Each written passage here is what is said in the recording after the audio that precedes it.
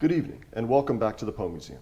Did you know that Edgar Allan Poe was one of the first authors whose image is widely known to us through photographs?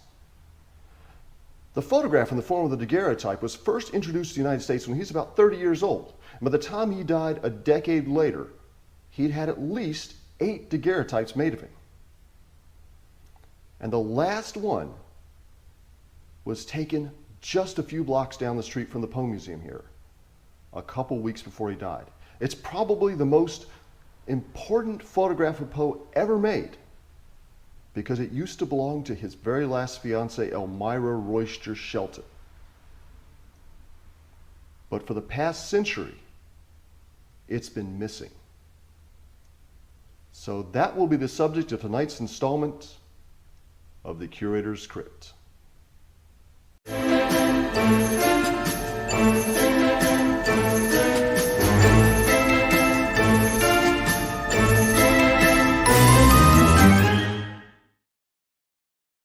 The original daguerreotype was taken about 11 blocks that way, just about 2 weeks before Poe died. The photographer was William Abbott Pratt, who had a huge daguerreotype studio. And daguerreotypes were kind of messy work, involved a lot of toxic chemicals. What you did was you preserved a likeness on a silver-plated piece of copper. Now, they weren't using negatives, so the image was taken directly onto that metal plate. So just like looking into a mirror, the image was backwards. When they wanted to make a copy, they took the original out of its frame, photographed that, and once again the copy was backwards from the backwards. The copy was turned all around again and back straight again.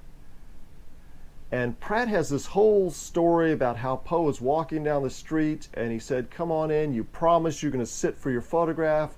And you would put it off and put it off, and Poe says, "No, I don't have anything to wear, I'm a mess." And Pratt says, "Oh, that's fine, just sit down and have your picture taken." So he took what's called the Thompson daguerreotype. It's named the Thompson because it used to belong to a fellow named John Reuben Thompson, who was editor of the Southern Literary Messenger. And here Poe kind of looks like he's a mess. His hair's all wild, he's got his handkerchief sticking out of his shirt. But then Poe sat for a second one. This time he's fixed up his hair, he's taken that handkerchief out of his shirt, and he's looking a lot better for this one. And Elmira, his fiancée, held on to this until her death in 1889. Shortly afterwards, her daughter sold the original plate to Poe collector Robert Lee Traylor here in Richmond. And in 1894, Traylor allowed this engraving to be made of it for an article in Century magazine. And this was the first time the image was widely reproduced. That same year, Stone and Kimball was publishing a collection of Poe's complete works, and they wanted to make a copy of it. So they borrowed the plate, and somebody had the bright idea to try to clean it. And they wiped the face right off of it. You see, daguerreotypes are very sensitive. They're kept inside of cases with glass over them. You don't even want to look at those things funny. But somebody decided to clean it, and it was permanently destroyed. So this is how it looks, based on a photograph that was published in 1904. In fact, we have this photograph given to us by Robert Lee Traylor's daughter, Mary Gavin Traylor, who pretty much ran the museum back in the 1930s and 40s. She was the secretary of the board, the hostess, the tour guide, the fundraiser, the curator, the librarian, all rolled into one.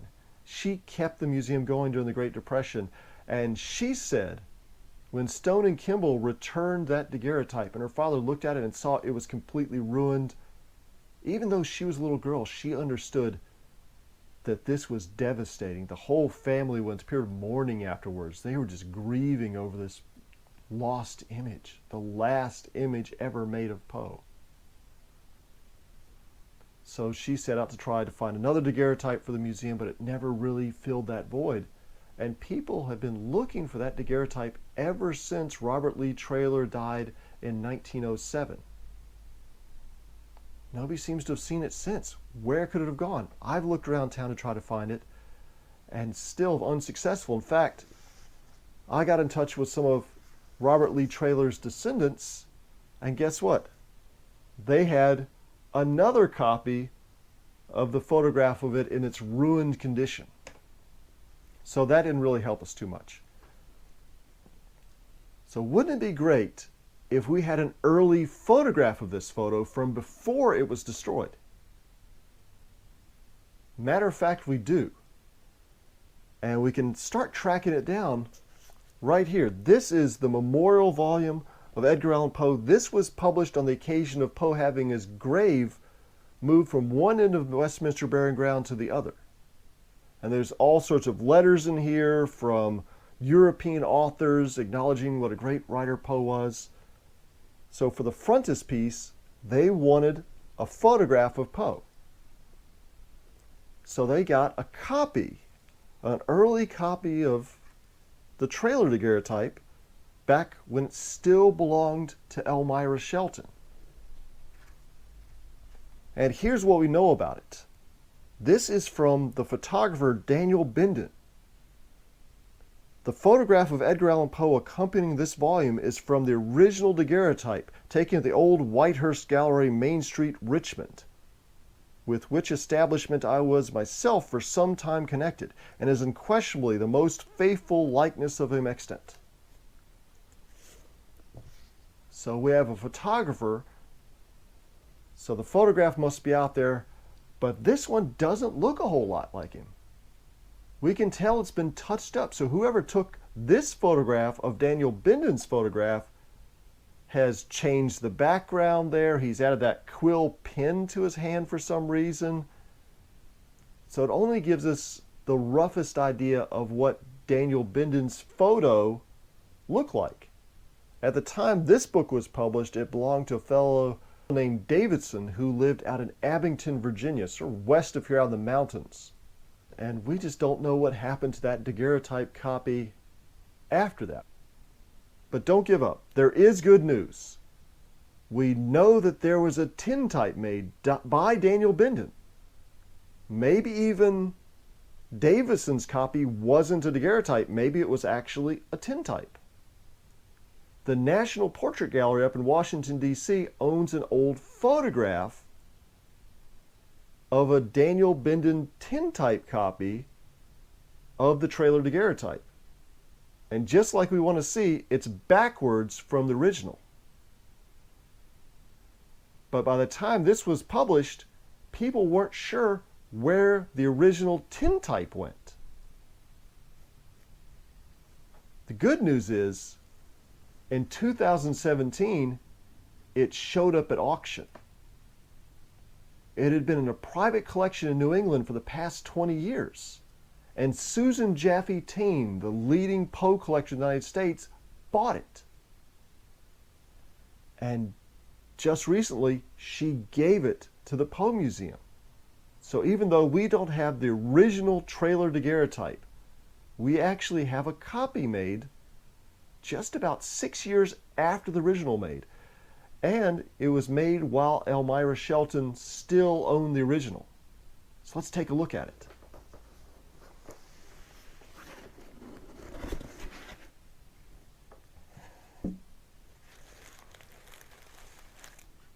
It's in an old daguerreotype case. And a lot of the early tintypes were kept in daguerreotype cases just like daguerreotypes. But there it is. The long-lost last photograph of Edgar Allan Poe ever made. Now we can see here just how different this looks from the one made probably just a few minutes earlier. Poe's straightened his hair, he's gotten rid of that handkerchief. But this shows Poe in the very last weeks of his life. There's a certain weariness to his expression. Does he know that the end is near? Is Poe in ill health? Are there some clues in this little photograph to what's ailing Poe and what in a few more weeks will lead to Poe's death? If you'd like to see this tintype in person, It will start going on display in April of 2022 when we unveil the recent donations from the private collection of Susan Jaffe Taine, a treasure trove of Poe pieces. And if you'd like to preserve our priceless Poe collection for posterity, why not become a patron at patreon.com/PoeMuseum. So thanks for joining us, and we'll see you next time in the Curator's Crypt.